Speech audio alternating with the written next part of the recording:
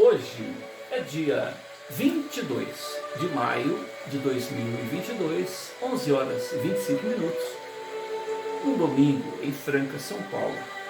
Dia claro, sem nuvens, 20 graus.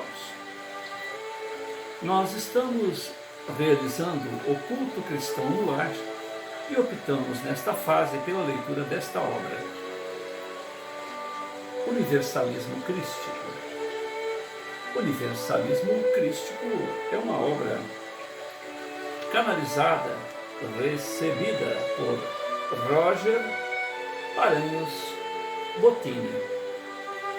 Roger Paranhos Bottini nasceu em Porto Alegre, capital do Rio Grande do Sul, onde reside desde 1969.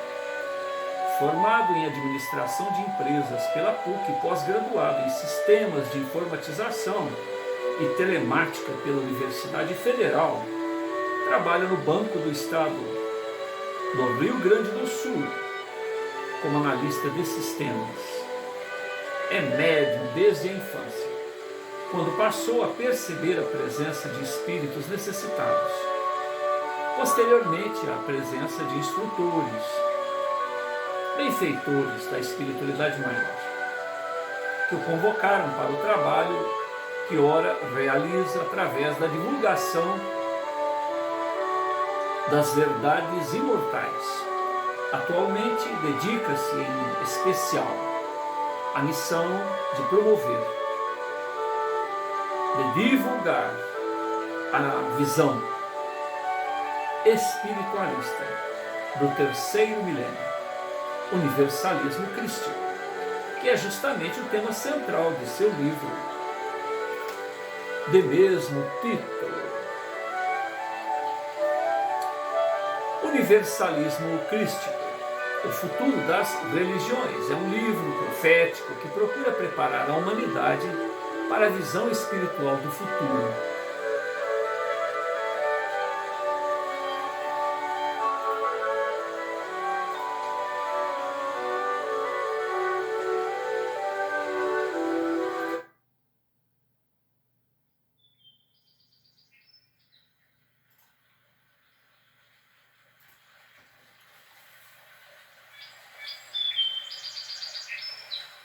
A busca consciente da espiritualidade em oposição à submissão religiosa atual que escraviza ao invés de libertar.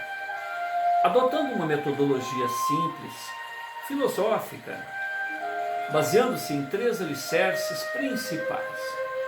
O primeiro deles, o amor ao próximo. E o respeito à opinião alheia, o respeito à maneira de pensar do outro, porque todos nós somos únicos, nós próprios vamos realizando uma ascensão sobre nós mesmos e hoje somos diferentes de ontem. Então o eu de ontem é diferente do eu de hoje e caminhamos milênios temos caminhado individualmente, cada um de per si. Então, imaginemos se hoje somos diferentes de ontem, amanhã diferente de hoje, porque há um somatório nas experiências de até então. Que não pensar da opinião alheia? Veja-se quantas maneiras diferentes hoje se vive no chão da terra, em diferentes culturas, em diferentes maneiras de ser, em diferentes estados sociais, relações pessoais, relações em sociedade. Tudo isso influencia na nossa maneira de ser. E a partir do momento em que temos a honra, a oportunidade de conviver por um certo tempo com outra pessoa, na vida a dois, na vida familiar, na vida em sociedade, na vida espiritual, que riqueza está à nossa disposição. Ingenuamente tentamos impor, tentamos apresentar a nossa maneira de ver a vida como sendo a verdade. E a verdade só Deus a tem. Nós temos experiências e conjecturas. As nossas experiências dizem do que conquistamos, do que fizemos equivocadamente. E certamente, se tivéssemos que fazer novamente, faríamos diferente. Mesmo nas conquistas, faríamos diferente. Então, se nós discordamos de nós mesmos em relação ao nosso passado, em relação ao momento em que vivemos, estamos num constante diálogo conosco mesmo, e nós que conhecemos a nós mesmos, tentamos verificar qual seria a melhor maneira de resolver isso ou aquilo, que não dizer daqueles com os quais compartilhamos o existir. Então é importantíssimo que, além do amor ao próximo, como a si mesmo, para, conquistando essa realidade em nós mesmos, saibamos servir e passar, saibamos conviver com as diferenças, viver não ingenuamente, mas inocentemente, sabendo do que o outro é capaz, mesmo assim nos relacionarmos com ele.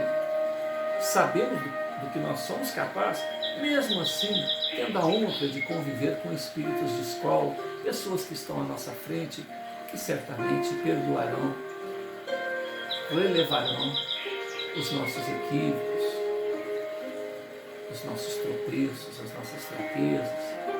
Então, considerando que o Pai, a fonte criadora,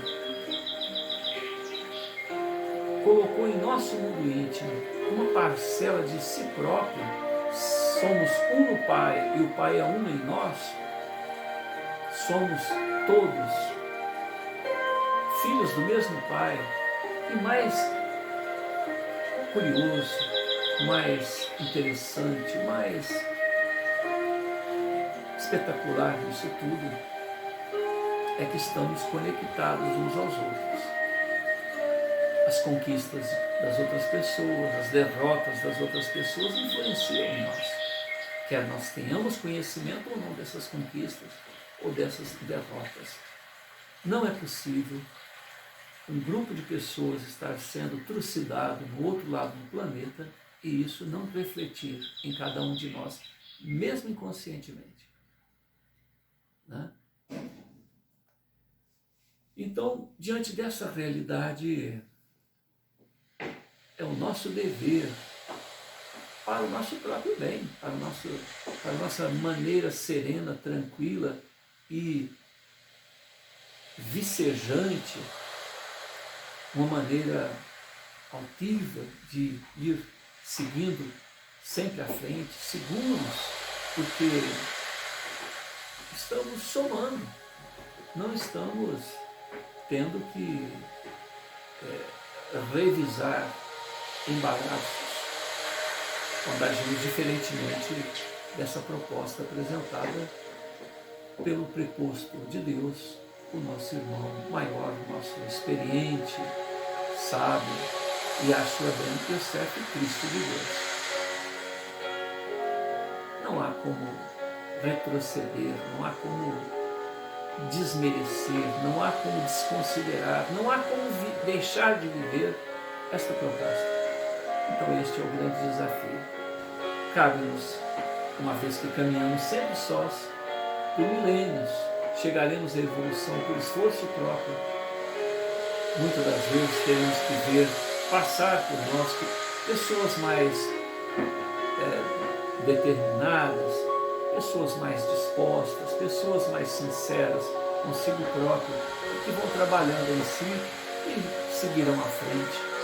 Deles veremos apenas o rastro luminoso, tal a distância do empenho, do trabalho, do esforço, desses que alcançam a iluminação, que alcançam a ressonância harmônica com a fonte criadora, que é amor. Então aprendamos a ouvir mais do que a dizer. Certamente temos que contribuir num bom combate, num bom embate, num bom diálogo, mas ouvir mais, porque afinal de contas, se partirmos para querer dar aulas para os outros, estaremos perdendo a valiosa oportunidade de aprender um tanto mais.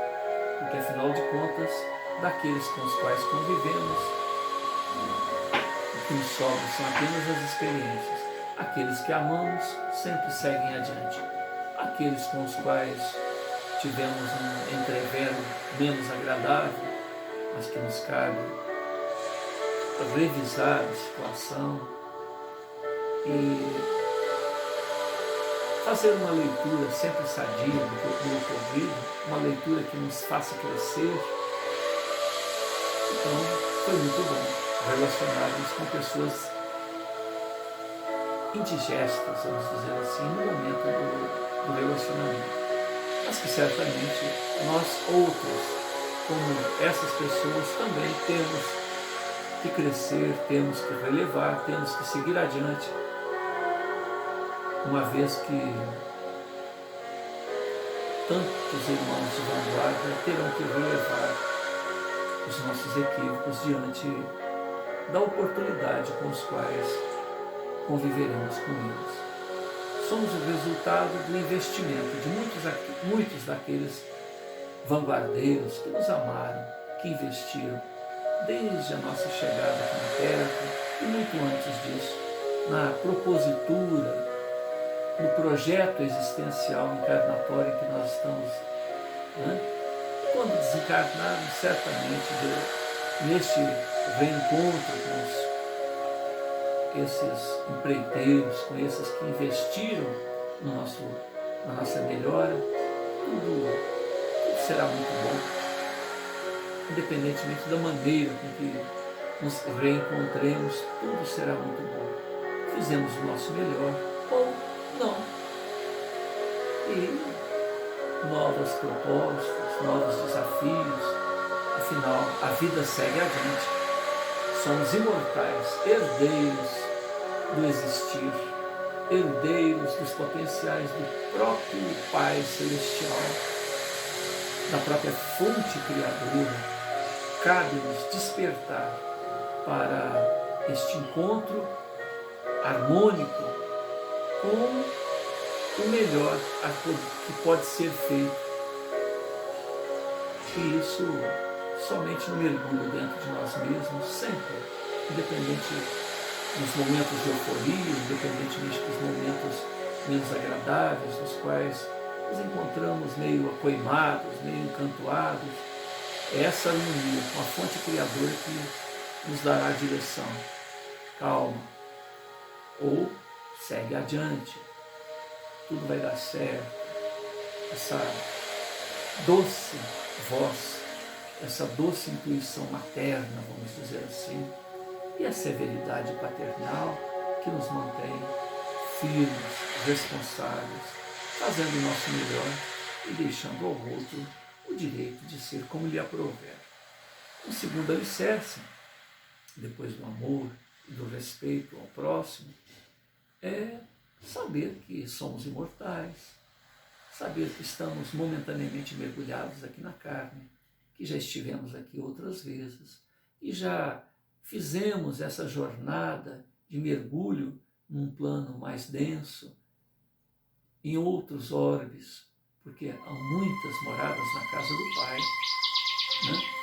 E o mais interessante, quer aqui na Terra, quer em outros orbes, somos herdeiros do que fizemos de nós próprios. Os momentos em que nos empenhamos em ressonar harmonicamente com a fonte criadora e acertamos. E os momentos em que achamos que éramos autossuficientes e resolvemos enfiar os pés pelas mãos, chutar a porta, chutar o balde, agir de uma maneira irresponsável, colocamos junto a nós mesmos as consequências que temos que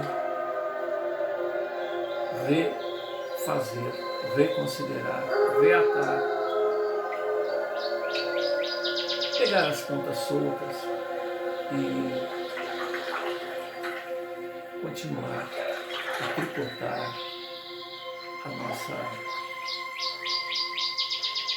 nossa indumentária, o nosso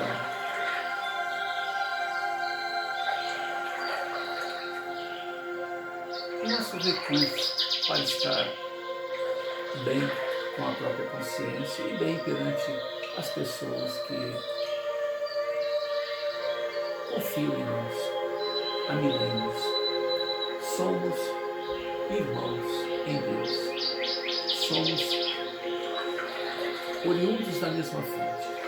Então, é muito importante que nós nos empenhemos em bem nos relacionar, em tolerar aquilo que nós poderíamos chamar de intransigências, de abusos de nossos irmãos, certamente quando necessário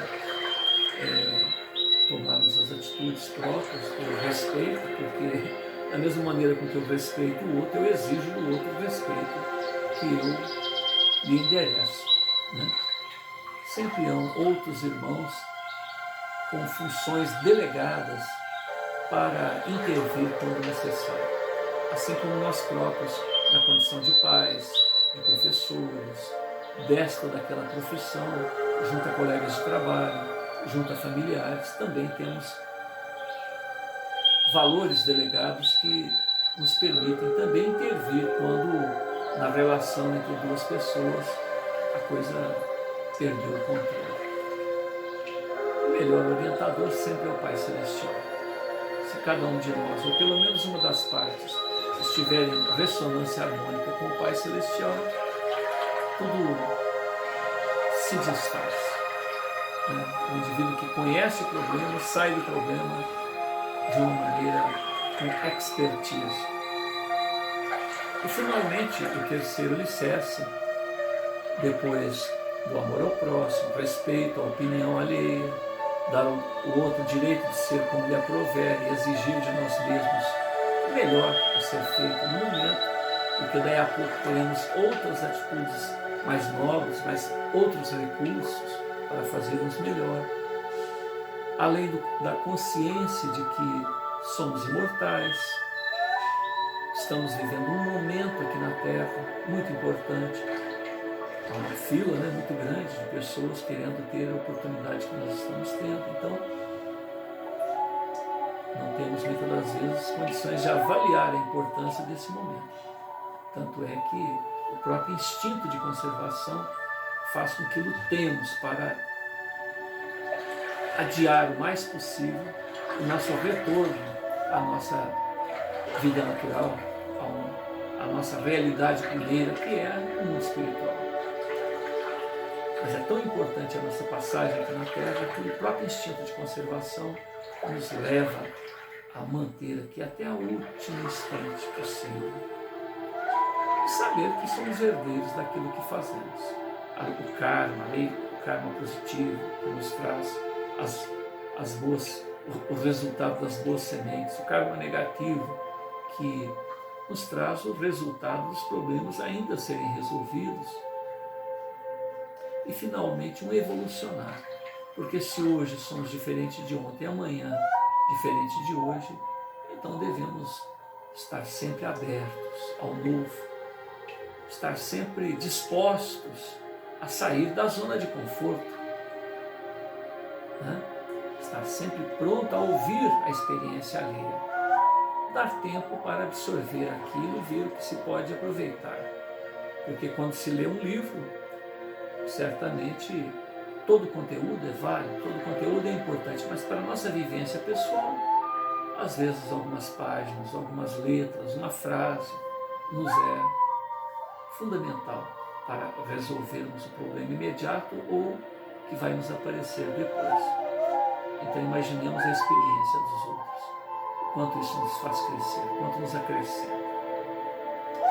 Em Desdobramento Espiritual, Roger Bottini Paranhos visita as esferas espirituais superiores e as regiões sombrias do astral inferior para obter a opinião dos mestres da luz e dos magos negros sobre o universalismo crístico.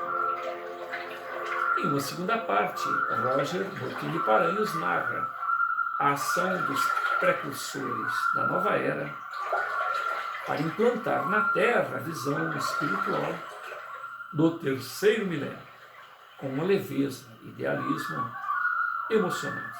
O jovem Rafael, orientado pelo alto, ao lado de sua alma gêmea, Érica, impressiona multidões com sua sabedoria, lucidez espiritual, inspirando os idealistas e silenciando ortodoxos mais retrógrados.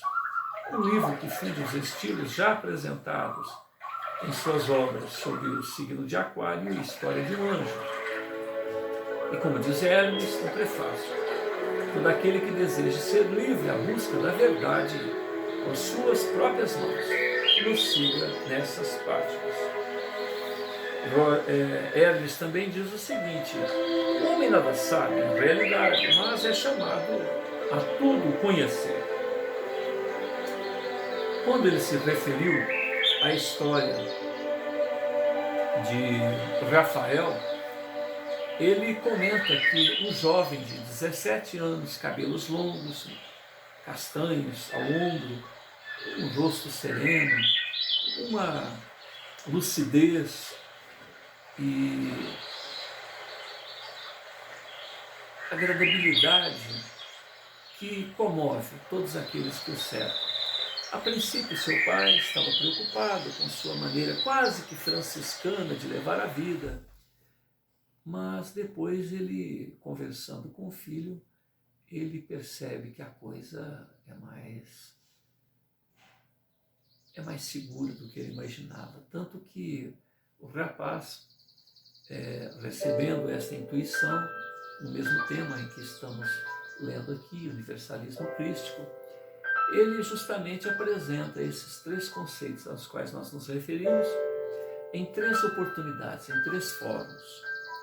No primeiro, ele trata do amor ao próximo, respeito às opiniões alheias, estar atento, ouvir mais do que dizer, não avançar sobre as outras pessoas no sentido de impor os nossos conceitos de vida, porque muitas das vezes nós é que estaremos equivocados, então por que impor?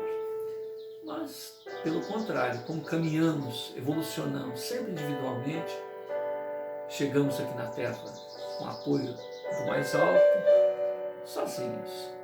Certamente tivemos uma boa recepção, lágrimas de alegria, felicidade, congratulação, uma boa convivência. E, bem ou mal vivamos, responsavelmente ou não, vencendo todos os desafios ou não, lágrimas de despedidas certamente hão de verter sobre o nosso momento derradeiro, e novas lágrimas de alegria hão de surgir após os portais do mais além, aonde bem ou mal vivamos, a experiência valeu. A experiência valeu. Poderia ter sido melhor? Quem sabe? Poderia ter sido pior? Quem sabe? De qualquer maneira, cabe-nos refletir. E justamente, estando atento às opiniões alheias, estando atento ao novo, é que nós facilitaremos essa jornada. Porque quando teimamos em querer impor o nosso ponto de vista, como quem diz, eu é que sei, é aí que a coisa fracassa. Mas quando estamos abertos ao novo, vamos considerar as opiniões alheias e vamos fazer do nosso jeito, sempre. Porque quem vai pagar o preço somos nós. Quem vai ter os louros da vitória ou o esforço do recomeço seremos nós. Então, estar aberto ao novo, às opiniões, como diz, ouço todo mundo e faço do meu jeito. Certamente, essas opiniões, todas as pessoas que nos cercam, influenciam no nosso melhor a ser decidido naquele momento. Mas a experiência é sempre pessoal. então é seguir adiante. No segundo fórum, ele fala sobre a reencarnação e a lei de causa e efeito, a lei do karma. Nesse momento, o público é maior, porque ele alugou um salão para 200 pessoas. No primeiro evento foram apenas 30. Não houve nem necessidade de microfone. Era de boca para ouvido o diálogo. No segundo momento, mais de 200 pessoas. E ali houveram certamente alguns presentes, alguns indivíduos mais afoitos, com paradigmas, com dogmas, com preconceitos, com pensamentos formados, num monoideísmo em torno de um conceito, de uma maneira de se viver, aonde, apesar de terem sido convidados para um diálogo sereno, tranquilo, uma troca de experiências entre irmãos, porque afinal de contas todos somos filhos do mesmo pai, né? Vamos dizer que num diálogo entre um pastor e um padre, num bom embate, eles dizem que são filhos do mesmo pai ou são funcionários do mesmo patrão, muito embora trabalhem em firmas diferentes. Cada um tem lá o seu propósito existencial, mas todos têm a consciência de que o pai, de que o dono da seara é o mesmo. Né? Então, o que te cativa? O que é que tem de tão interessante na sua maneira de ver a vida? Por que você acredita que é dessa maneira? Então, hoje, maio de 2022, se formos procurar um grupo numa ilha deserta, como será a maneira deles? Uma ilha deserta, não, uma ilha com uma população, né, fechada, limitada ali. Como será essa maneira de ver deles? Até a chegada de um grupo, bem ou mal intencionado, né, como há um caso aí, uma ilha, um indivíduo que estuda sociologia, foi lá, passou um filminho do Rambo e Deus daquela ilha virou quem? Rambo, Sylvester Stallone, se eu não me engano. Então, eles sequer imaginam que é um ator, eles imaginam que aquilo é um Deus. E vivem daquela maneira, com um facão na mão. Imaginemos se um dia eles desenvolvem um tanto mais, comecem a ter armas mais modernas, ou tem um barquinho, um aviãozinho, um navio, e resolvam divulgar a sua ideologia espiritualista do Deus Rambo para outros ambientes. Se não aceitar, o facão vai funcionar, né? Pedaço de pau, ou seja, é o que nós temos feito com a nossa maneira de ser. Em nome do Cristo, que só falou em amor, dizimamos populações de muçulmanos, pessoas que acreditavam em Maomé. E o reverso, né? Quem fala a verdade é Maomé. Quem for cristão, quem for judeu, quem for qualquer outra coisa, é alvo de homens-bomba, de atentados, de coisas que tais. Nenhum está certo, porque o Pai Celestial é o mesmo. Se a gente considerar essa realidade, não faz sentido essas lutas. Então, bem disseram o pastor e o padre.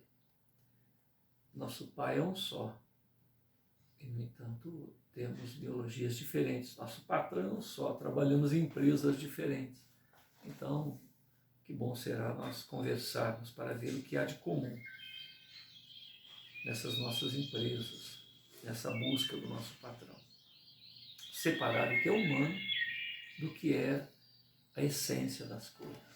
Se a gente buscar a essência das coisas, certamente não haverá discordância. E esse é o papel do universalismo crístico, encontrar a essência de todas as religiões e espanar lá, tirar o lodo, tirar a poeira que se acumulou das convenções humanas, que nada tem a ver com a essência. Então Rafael, nesse segundo momento, apresenta essa visão de vida. No terceiro momento, que é este agora, ele apresenta o evolucionar desses conceitos citados, porque o progresso é irrefreável. Não há como refrear o progresso. Diante disto, a psicologia, a ciência, a filosofia, as relações sociais, tudo muda. E os conceitos religiosos ficam enraizados, como estão hoje, lá na Idade Média. Os nossos conceitos de hoje são os mesmos da Idade Média. Né? A Terra, o centro do universo. A Terra estacionária e tudo girando em volta. Quantas pessoas não morreram por isso? Por perceberem que a coisa não é por esse lado. Que todas as doenças, todas as dificuldades, todos os problemas são decorrências da ação de um indivíduo, de um ser espiritual, que nada tem a ver com bactérias, com a pessoa não ser previdente, não ser uma pessoa que se empenha, que se dedique, que se renove para resolver esses problemas. Né? Então a necessidade de um evolver, de um evoluir das coisas. Então Rafael, ele num primeiro momento tem 15 minutos ou 20 minutos antes de iniciar a sua palestra, ele tem um diálogo com aquelas pessoas que têm problemas pessoais, que trocam ideia com ele, e já lemos isso nos blocos anteriores, no bloco 22 e 23. E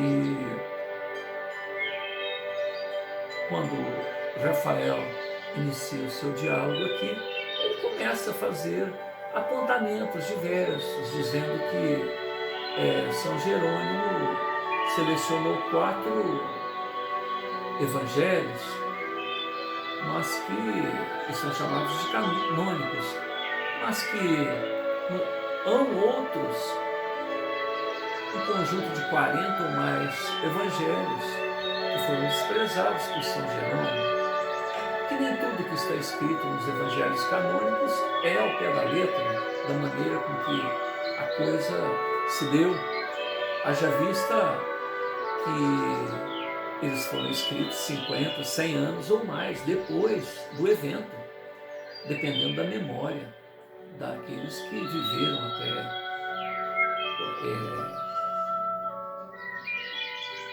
até o momento em que eles foram escritos em grego, escritos em aramaico.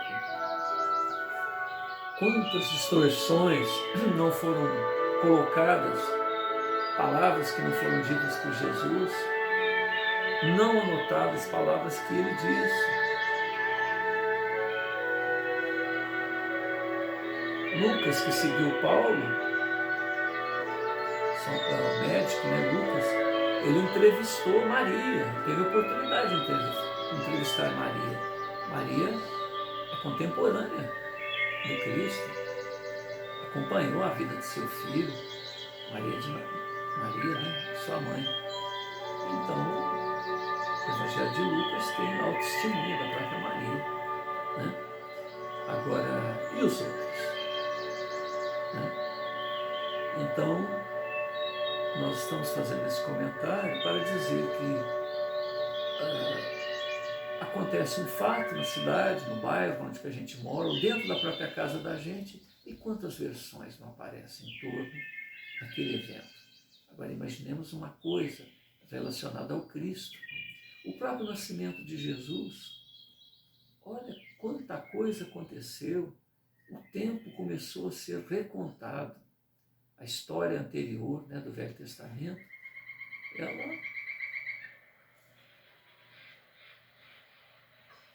como diz, ficou no passado e começa a contar um novo tempo a partir de Jesus. Então é antes de Jesus e depois de Jesus. São Jerônimo ou algum outro que depois foi atualizar as anotações de São Jerônimo errou a data, o mês. Então Jesus não nasceu em dezembro. O ano 1 é o ano do nascimento de Jesus? Não. Há um erro de 5 anos, 6 anos, 4 anos. Nem se tem segurança se é 5, se é 6, se é 4. Então veja bem as nossas preferências. Como é que uma pessoa consegue errar o ano do nascimento de Jesus? Está ali só para isso. Né? Os exegetas, aquelas pessoas que se dedicam integralmente à fidelidade do texto e não se tem certeza do ano exato, do nascimento de Jesus, do mês exato. No decorrer da história, imperadores, reis, tiraram um mês, colocaram um mês, então nós temos 12 meses no calendário da nossa região aqui, né? Na parte ocidental.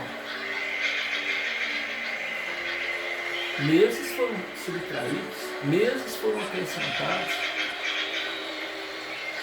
Quer dizer, além de ter uma composição histórica onde o ano do nascimento de Jesus está equivocado, no ano primeiro, Jesus já teria 5, teria 4, teria 6 anos. No ano primeiro. Ele nasceu, eu já tinha nascido.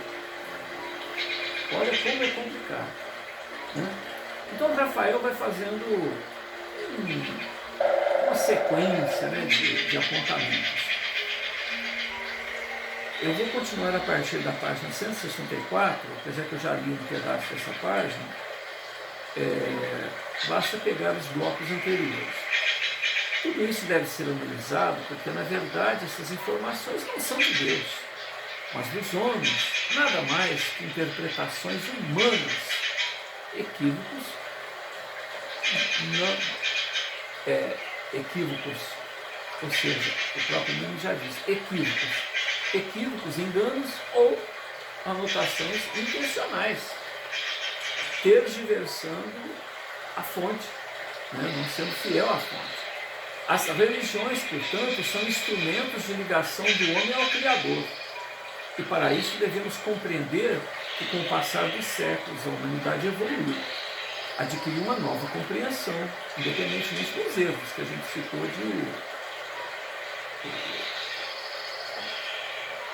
do tempo, né, das palavras.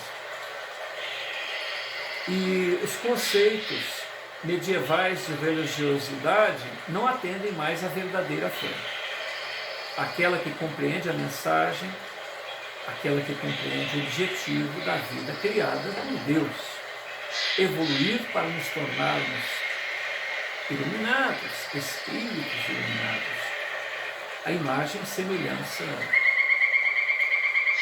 do Criador. Se hoje em dia as religiões não atendem mais ao nível de compreensão da humanidade, tanto é assim que ela cada vez mais nega as religiões por não encontrar eco em seu coração. O que dirá, então, em relação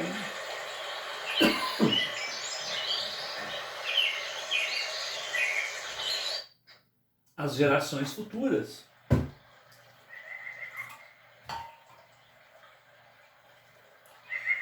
Os filhos da nova era, né? Em 50 anos, nós estamos em maio de 2022. Quanta coisa não mudou, né? Quanta coisa não mudou. Então imaginemos, daqui a 4, 5 gerações, o que significará esses conceitos religiosos medievais? Estaremos aí utilizando veículos à base de eletromagnetismo,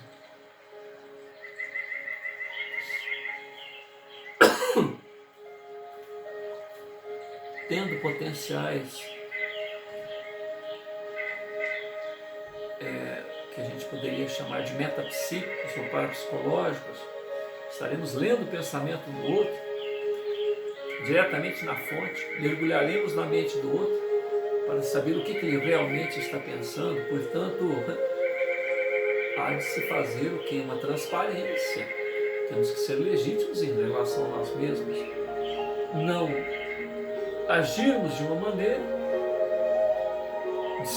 desconforme do que realmente há aqui dentro, porque o outro vai mergulhar no nosso ambiente. Os espíritos desencarnados já fazem isso. Alguns indivíduos que têm recursos paranormais, recursos mediúnicos, que é a mesma coisa.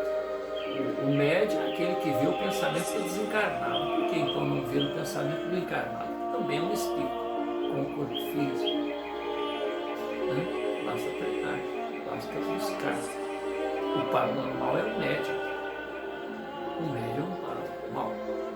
São nomenclaturas porque eu identifico uma relação direta entre o encarnado e o outro. Então chamo de paranormal. Mas o encarnado é um espírito. E o desencarnado é um espírito. Nós somos espíritos. Então, são recursos de espírito para espírito que estão sendo utilizados e uma nomenclatura cria uma separação. Mas não existe separação, é o mesmo proceder para pegar o pensamento do desencarnado mesmo para pegar o pensamento do encarnado. Nós estamos falando só disso, de pensamentos, mas e outros recursos? Manipular a matéria, porque afinal de contas esse corpo é matéria, tudo ao nosso redor é matéria. Nós evolucionamos manipulando a matéria. Orientam os amigos espirituais no sentido de informar que a mônada, o germe da vida, o espírito na sua fase embrionária, dorme no mineral, sonha no vegetal, agita-se no animal e desperta no homem. Mas uma informação muito recente, antes de sair da fase animal para vir para a fase hominal, existe a região dos elementais. Essa informação para mim é nova, eu não conhecia. Então, o homem dorme no mineral, sonha no vegetal, se agita no animal, interage no universo dos elementais. Elementais, olha que interessante, isso é um campo vastíssimo para a gente explorar. E depois, por interferência do próprio Cristo, do responsável cósmico, por este orbe, ou por sistema, ou pelo universo, porque o Cristo é o preposto de Deus que gerencia um grupo de almas. Por ação do Cristo, quando a mônada espiritual sai da fase animal, é colocado em determinados mundos muito bonitos, mundos primitivos, mas sem os conflitos que a gente encontra na fase hominal, e ali esse ser trabalha com elementos da natureza, manipula os elementos da natureza, no caso aqui a água, o ar, os minérios, o fogo. Em tudo na natureza há a ação das mônadas e dos elementais e dos seres que já atingiram a fase humana. A fase humana é aquele que despertou para o próprio existir. Ele olha no espelho e fala, eu existo. E daí o progresso continua, porque nós estamos falando em Cristos. Então, antes de chegar à fase crística, vamos colocar uma outra fase, um evolucionar do espírito até se tornar um espírito perfeito. Depois atingir o que nós poderíamos chamar de angelitude. Então a gente não tem ideia nem do que é um espírito perfeito. quanto mais, e depois tem outra escala, a escala crística. Né? Então é um processo evolucionário onde nós somos como que bactérias, como que pulgas, né? Que pensa e que não tem ideia do universo que nos cerca. Esse terceiro fundamento do universalismo crístico talvez seja o mais essencial, o evolucionar, né? Do pensamento, do conhecimento, estar sempre aberto ao novo. Para o importante avanço espiritual necessário para ingressarmos na nova era, o que o manterá vivo e sempre avançando para o futuro. Como eu disse, desde a primeira reunião, afirma que não são verdades absolutas que nós apresentamos, à exceção da mensagem do próprio Cristo de Deus, que se fez presente na terra para dizer: amai-vos uns aos outros. Como diz Chico Xavier, ele não pediu para a gente subir o Monte Everest, mergulhar nos abismos, morrer pela humanidade, mas amar uns aos outros. É só isso que ele pediu para a gente. Não é possível que no início do terceiro milênio ainda estejamos escravos de conceitos religiosos tão medievais como a crença de que devemos ser subservientes a Deus e que Ele é uma entidade externa. Olha que visão renovada que Rafael traz. Somos um com o Pai e o Pai é um em nós.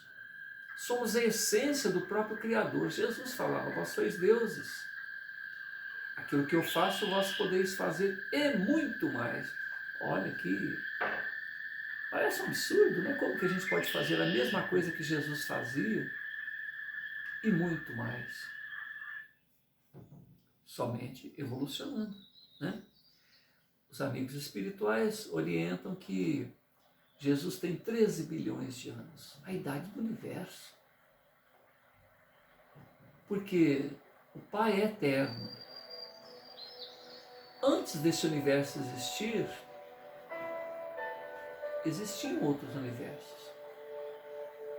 O universo, o espaço em que Jesus evolucionou, muitas das vezes nem existe mais. A matéria, a constituição que compunha tudo aquilo onde ele fez o progresso evolutivo desse, tal qual nós estamos fazendo, até atingir a condição de Cristo. E é um Cristo novo. É um Cristo iniciante. Se a gente jogar que Jesus tem 13 bilhões de anos, não importa o número, se é exato, se não é, só para a gente ter uma ideia, mas a informação que tem é essa. A Terra tem 4,5 bilhões de anos. Jesus tem 13 bilhões de anos. Há 4,5 bilhões de anos ele já estava na condição crística e assumiu a responsabilidade de cuidar do nosso órgão, de cuidar de todos nós, vamos dizer assim. Porque o planeta, depois de, olha só, 4,5 bilhões de anos tem a Terra, mas a humanidade está presente aqui há alguns milhares de anos. Milhares, depois de milhares vem milhão, vem bilhão. É como se fosse um livro dessa grossura e a humanidade está aqui nessas últimas páginas. Então, a grandeza dele de ter administrado a construção desse orbe, desde lá do momento em que era apenas, né, uma explosão de energia, depois formar a crosta, depois ir criando tudo isso, né? Jesus é tão grande nos seus potenciais que há líderes religiosos que acham que Jesus é o próprio Deus. Uma vez eu estava conversando isso com a minha mulher e eu falei: nossa, você sabe o que eu descobri? Que Jesus fez o planeta, que ele utilizou, e fui contando os detalhes e tal. E falei, uma informação mais recente ainda, falei para ela: Jesus, ele é o administrador de Crion, de Capela, de Alcione. Nós estamos aqui na Terra, muitos de nós somos degredados de Capela. A gente não acompanhou a evolução lá E Ele, que é o Cristo também de capela, mandou a gente aqui para a terra. Criam. É um mundo primitivo, onde muitos de nós também seremos novamente degradados, se não fizermos por merecer, se não fizermos por ter uma reforma íntima, ou seja, não nos adaptarmos à única mensagem que Ele pediu: amem-se. Ame-se e ame ao próximo, ame a Deus, respeite a opinião do outro. E no amor a gente encontra todas as necessidades, todas as dúvidas, e encontra todas as respostas para esse evolucionar, para estarmos aptos a continuar neste planeta azul, né, neste chão da terra, porque a maioria de nós seremos degradados. Há muitas moradas na casa de meu Pai, diz Jesus. E Ele é o Cristo de 5 orbes. E eu apresentava esse conceito para minha mulher, e ela olhou para mim assim com uma certa ironia, com certa... diz, coitado dele, você não sabia que Jesus é Deus?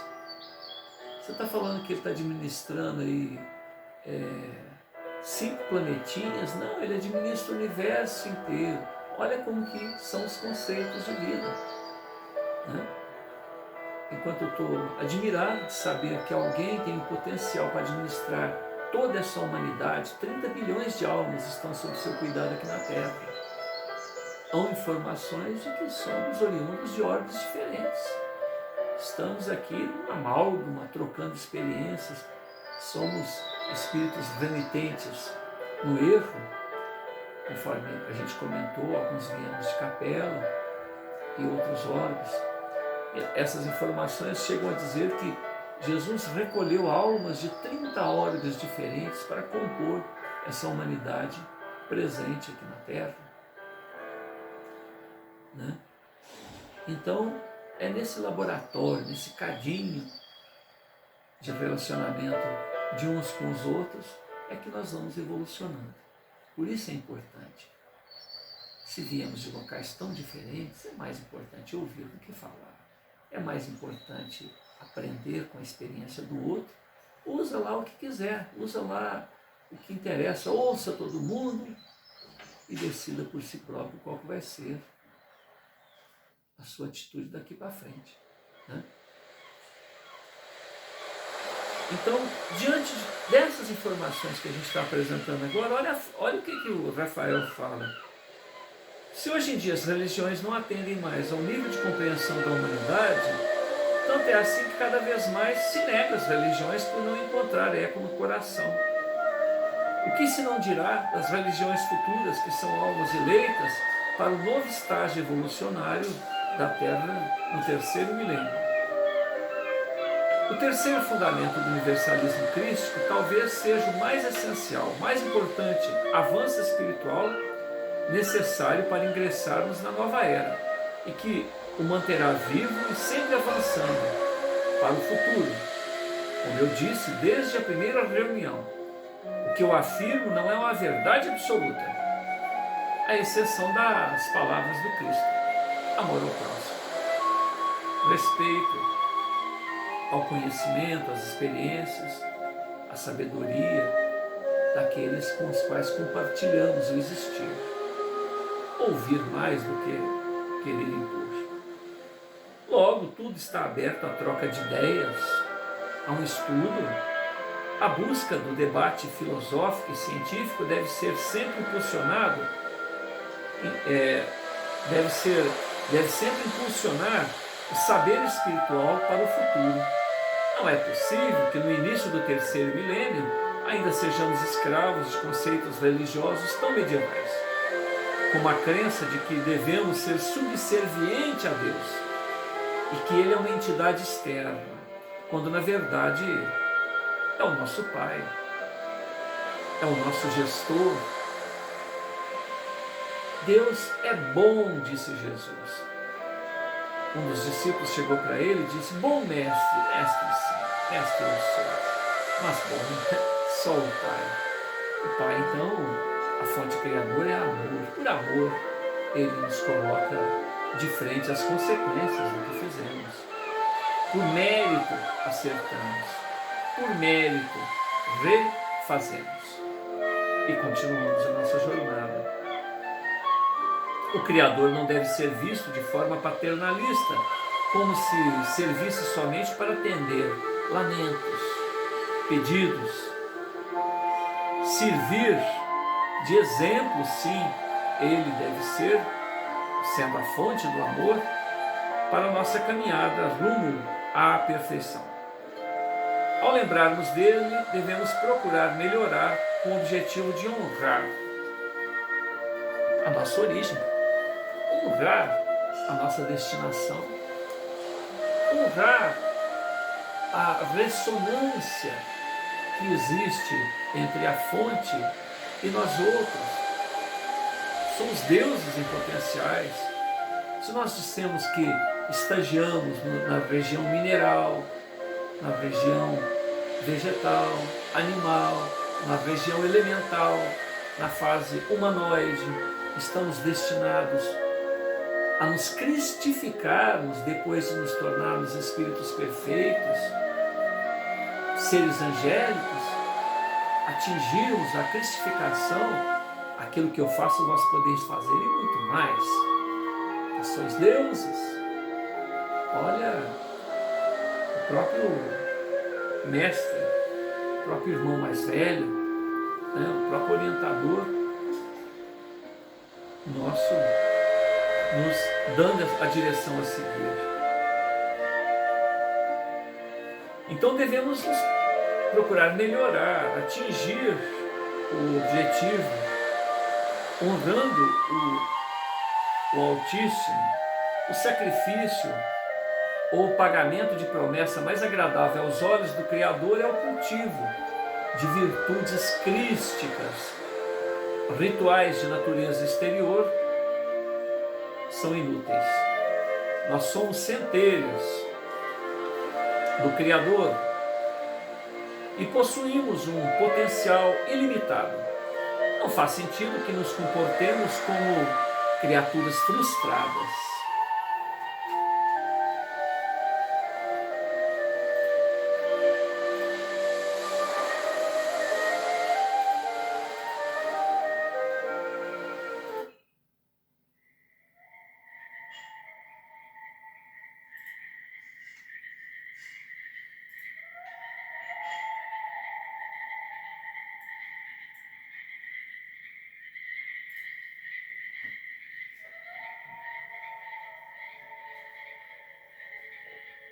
Somos centelhas divinas do Criador e possuímos um potencial ilimitado. Não faz sentido que nos comportemos como criaturas frustradas, sempre nos punindo por nossos pecados, por nossos erros de alvo.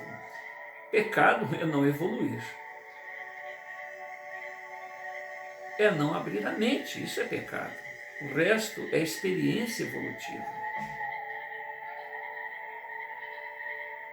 Hoje em dia, o errar faz parte do acertar. Qualquer habilidade, vamos dirigir um carro, vamos aprender uma profissão, vamos realizar um trabalho, vamos corrigir nossos filhos, enfim, tudo que vamos aprender uma língua. À medida em que erramos, a experiência é fixa, de tal maneira que naquele aspecto a gente não erra mais. Então colheremos o que plantamos, mas só acertaremos e nos tornaremos filhos verdadeiros de Deus através da vivência dos nossos próprios erros. E erramos, e daí? Levantemos e continuemos a jornada. O erro é filho da ignorância. Meus irmãos, vamos abrir as nossas mentes, diz Rafael. Sigamos em nossa jornada com o primeiro alicerce do universalismo crístico em nossos corações. Amor ao próximo, sem cabrestos, sem paradigmas, sem preconceitos, sem embaraços medievais, procurando aprender ou compreender que somos seres iluminados e não pecadores amaldiçoados. Vamos nos valorizar, nos tornar dignos do título Filhos de Deus. O universalismo crístico exige que sejamos filósofos, sejamos cientistas, observadores do existir, observadores de nós mesmos e daquilo que segue ao nosso redor. Filósofos porque pensemos tudo que aprendemos no campo da religiosidade e aperfeiçoemos esses ensinamentos para uma visão verdadeiramente espiritualizada, sem os embaraços das convenções humanas, que nada tem a ver com a essência que originou aquele próprio conceito de vida, a respeito dos valores eternos. E cientistas, porque a realidade material, a realidade espiritual não devem ser dissociados.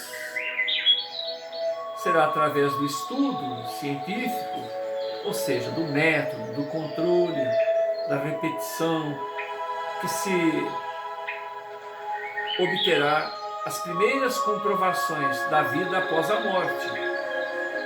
E que não é apenas mera fantasia das mentes simplórias. Esse avanço da ciência associado à vida espiritual permitirá que o homem do futuro desfrute tecnologias ainda invisíveis, ainda inalcançáveis pelos 5 sentidos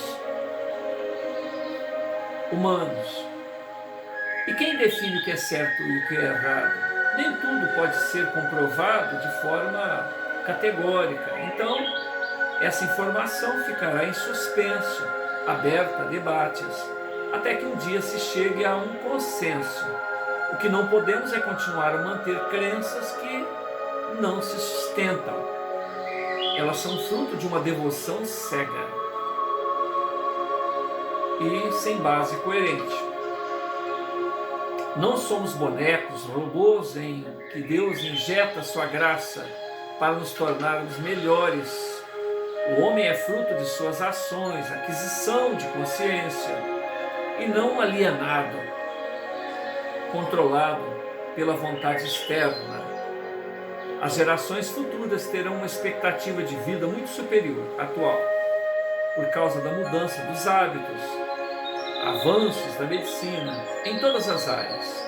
Há uma longevidade que permitirá um acúmulo de conhecimento muito maior nessa mesma vida por parte das pessoas, estimulando-os ao inevitável, ao irrecusável progresso.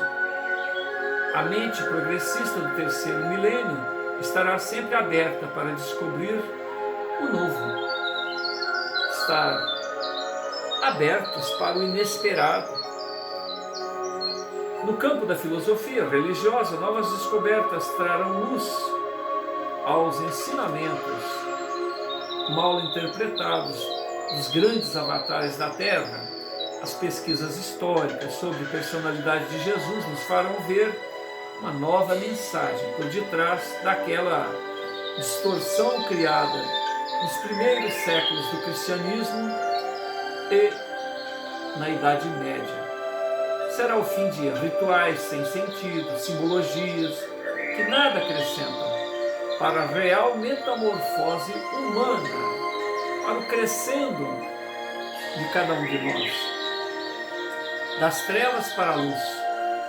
A confrontação sobre crenças de cada religião poderá nos trazer uma visão mais coerente, universal, sobre a mensagem de Deus, seus objetivos para a nossa evolução. Não podemos mais nos submeter aos dogmas das religiões, às escrituras ditas sagradas que foram escritas pelos homens, pois se assim nos comportamos, jamais teremos um progresso no campo espiritual. As religiões ensinaram os nossos antepassados a não questionar a palavra de Deus, que isso era pecado, falta de fé. É muito fácil perceber que isso era interesse, cabrestos, para manter o controle sobre fiéis. Já a verdade cristalina de Jesus era outra. Conhecereis a verdade, e ela vos libertará. Do alto de seu reino de luz, o grande mestre aguarda o nosso despertar. Ele espera que abandonemos a alienação imposta pela própria sociedade, pelas religiões, e que mergulhemos na busca por respostas. Nós estamos entrando em uma nova era, que selará o fim de gurus e de líderes religiosos. Eles não serão mais necessários, pois o homem do futuro compreenderá que a verdade e a única religião é a própria consciência em busca de espiritualização. Nós paramos na página 166. Aqui um diálogo vai existir entre ele e o público. O próprio Martinho Lutero foi amaldiçoado, né, pelo Papa. Ele cometeu uma blasfêmia, né? O Martinho Lutero dizia que o homem, ele conversa com Deus diretamente. Ele era contra uma série de coisas, 100 itens lá. E daí surgiu todas as divergências do catolicismo, porque o Martinho Lutero era um bispo, né, alemão, traduziu a Bíblia, tirou do latim e colocou, né, numa língua que as pessoas poderiam compreender.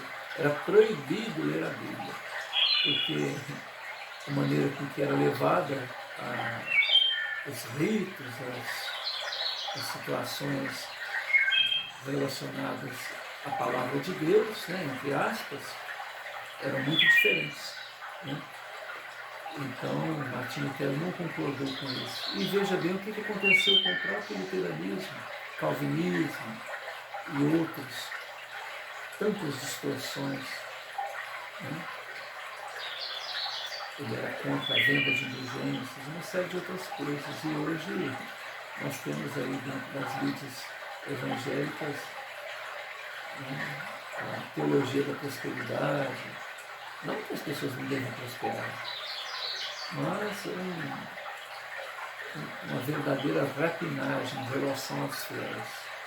Você dá sua casa, você dá seu carro, você dá tudo seu que Deus vai te dar, aparecendo aquelas propostas estelionatárias, né,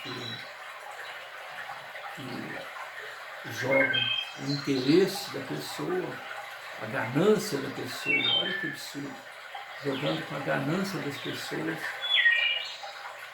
E o que isso tem a ver com a essência de espiritualidade que as pessoas foram buscar, compreender a respeito de si próprios, e ali é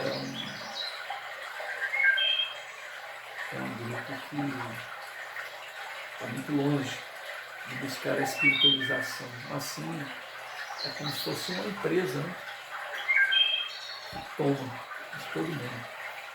Hoje em dia existe uma linha de pensamento, de relações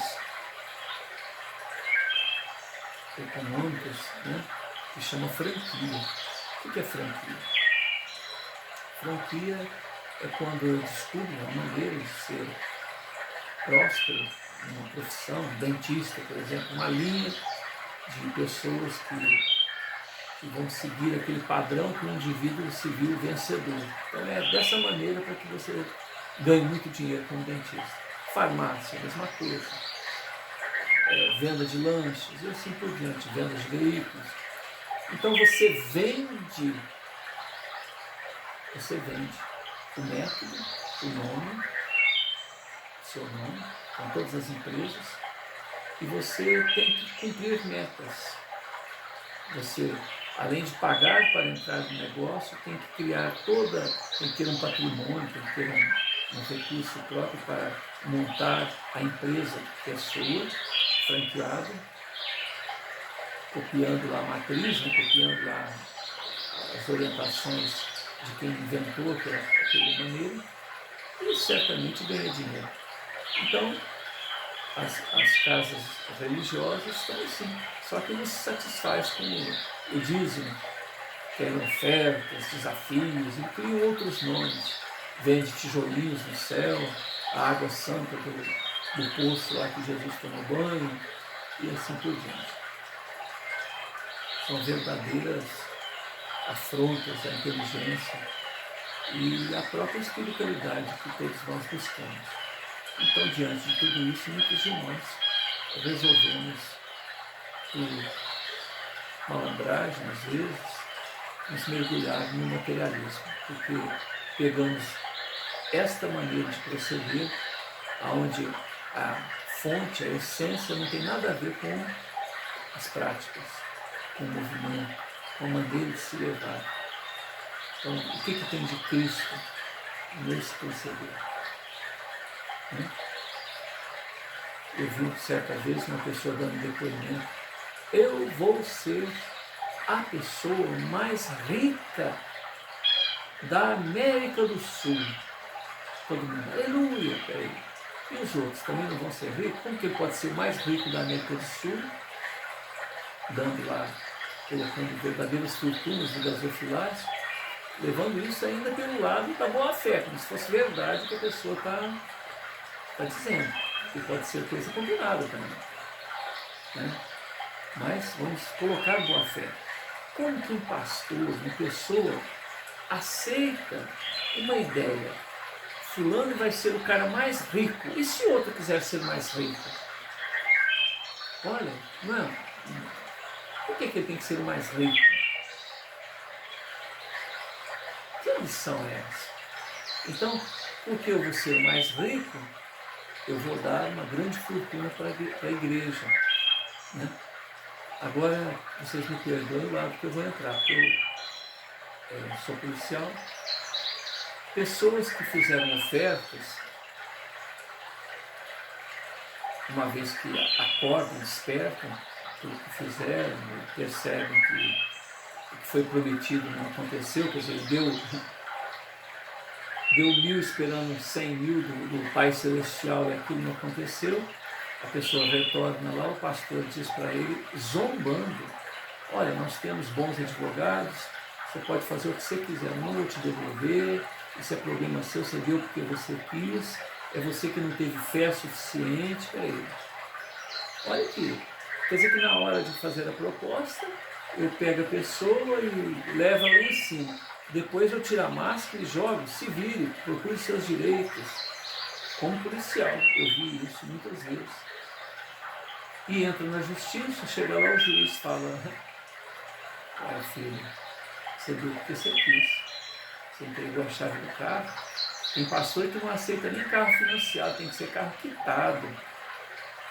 Porque o carro financiado vai dar problema para eles. Ainda zanga com a pessoa de ter dado o carro financiado para a igreja. Então a gente está jogando isso aí para dizer o quanto é um convite para que as pessoas se tornem ateus.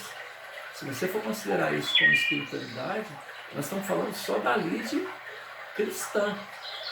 Se você for procurar lá os orientais,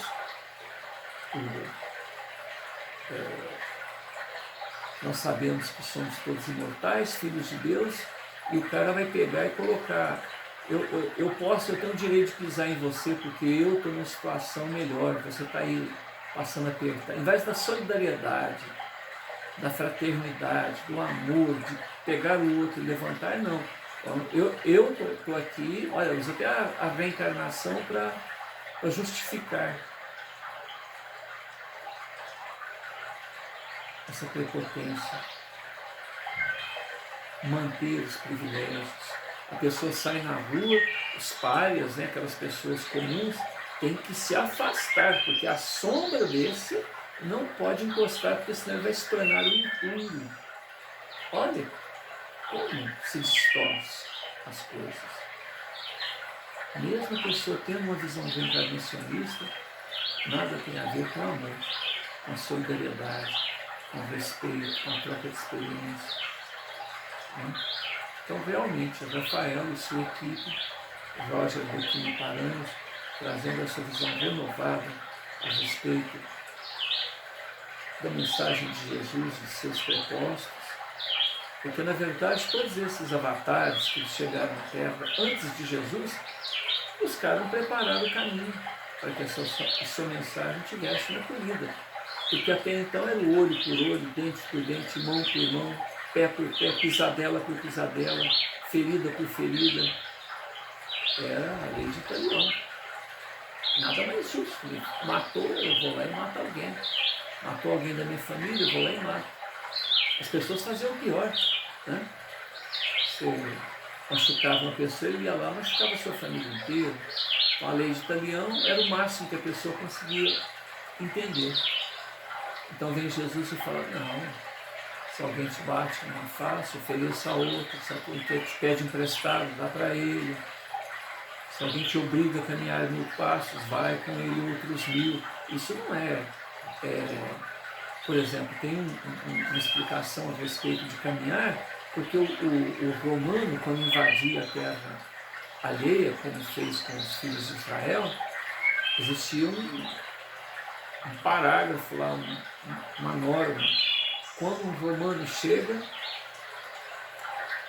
você, povo que é conquistado, é obrigado a carregar a bagagem do romano 1000 passos. E Jesus vem e apresenta uma outra versão. Não, mostra que você é livre. Caminhe com ele mais 1000. Então, ele te obrigava a caminhar 1000 passos por determinação, né, de Roma. 1000 outros passos você caminhava porque você queria. E aí o cara, achando que você era trouxa, dizia, não, então acaba de levá-la para mim. Eu falei, não, eu já caminhei os 1000 passos seus, 1000 passos que eu quis caminhar, e daqui para frente o problema é seu. Ele mostrava a liberdade dele, a consciência de ter que obedecer à lei romana, a liberdade dele de caminhar 1000 passos, mas nem mais um passo depois dos 2000. Então tem essa interpretação, é mostrar que não é que você era submisso ao romano, em dobro, mas nos 1000 passos que você caminhava por sua conta, representava a sua liberdade de caminhar 1000 passos, de boa vontade, mas nem mais um. Né? Enfim, tudo isso que nós estamos vendo aqui mostra que somos caminheiros solitários nesse processo evolucionário e devemos ouvir tudo e decidir mais consciente, mas decidirmos sabendo que nós seremos responsáveis pelas consequências de nossas decisões. O Pai Celestial nos coloca à frente a vários desafios para que nós cresçamos. Acertando ou errando, pouco importa. Tudo será a nosso favor. O erro também nos ensina uma outra maneira de levar a vida. Muita paz a todos. Obrigado, Jesus, por essa oportunidade, que esse clima permaneça no coração de cada um de nós, hoje e sempre. Obrigado.